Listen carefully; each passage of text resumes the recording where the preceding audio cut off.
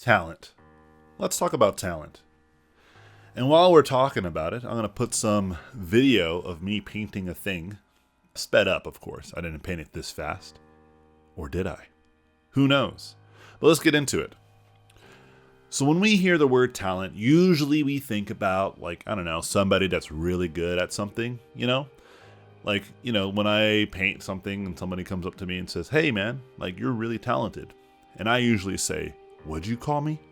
No, I'm just kidding. I'm not that aggressive. But I understand what they're trying to say. They're trying to say that, "Hey man, this thing that you're doing really good, I don't understand how you do it. And because I don't understand, I have to just assume that there's some natural ability that you have that I don't, that allowed you to do this special thing." And don't get me wrong, I think that there is some truth to this, that there is some people out there that have some natural skill and some natural ability, some out of the box, talent points, I guess. For instance, Kobe Bryant is taller than me. So it makes sense that he'd be better at basketball, right? Because he's closer to the rim. He can dunk on me all day. Kobe. But the reality is, the reason he's good at basketball has nothing to do with his height. He was one of the first people in, one of the last people out when it came to practice and training. When he wasn't good at a thing, he would practice hardcore. Now, I don't know if this is true, but I heard that after the first quarter or the first half of a game, he would go to the locker room where they usually would rest, and he would just look at the game that they just played and start paying attention to what everybody else is doing. Now, whether this is true or not, still sounds baller, right? And I almost assume that it's true because he sounds like that kind of person. But this is what he is. He's not a talented basketball player. He's a skilled basketball player. Do you get my point? And if we think about the word skill, now when we think of that, we think, oh, well, this person has trained. This person has put some effort, right? If you're an expert at something, right, you're highly skilled at that thing. We don't think that it's natural. We think that it is earned. And I think we need to start to say that talent is earned. It's not given. And I think that when you start to talk to people, let's go back to the scenario. "Hey man, you're really talented." Your response should be, "Thank you. I appreciate that." But the reality is, I put a lot of work and training into to really make you understand this. You can do this too. You can paint just as much as I did. You can look at the world as I did. You can study and observe and put the time in like I did and get somewhere at the same level, if not better than me, at this thing that you're saying that I'm talented in.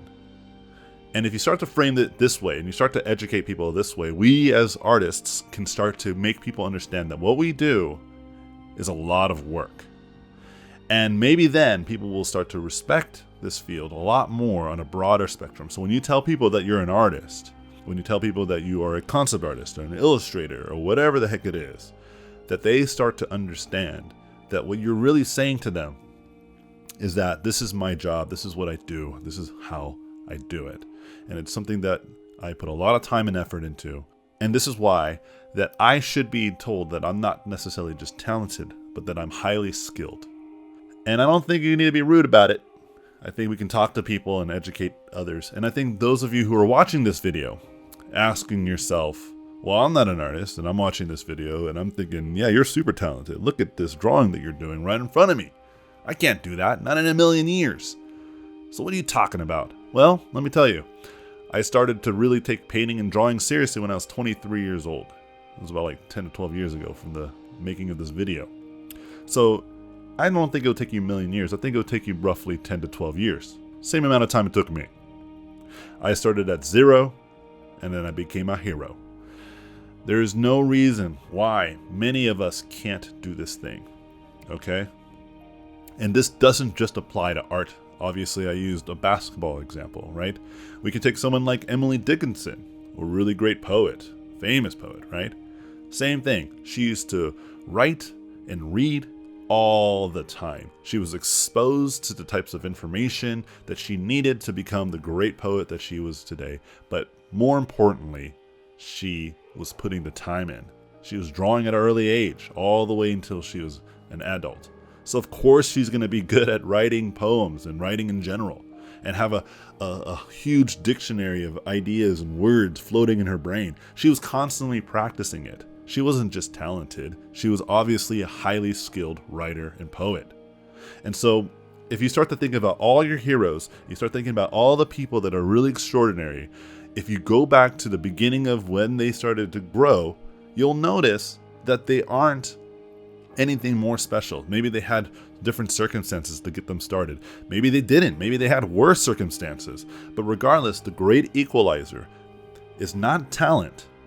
It is skill. It is effort.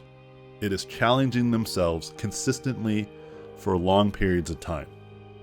And so if you want to gain that talent, like I said, talent isn't given, it's earned. So thank you for watching my video. Hope you guys learned a thing, and I'll see you guys in the next one.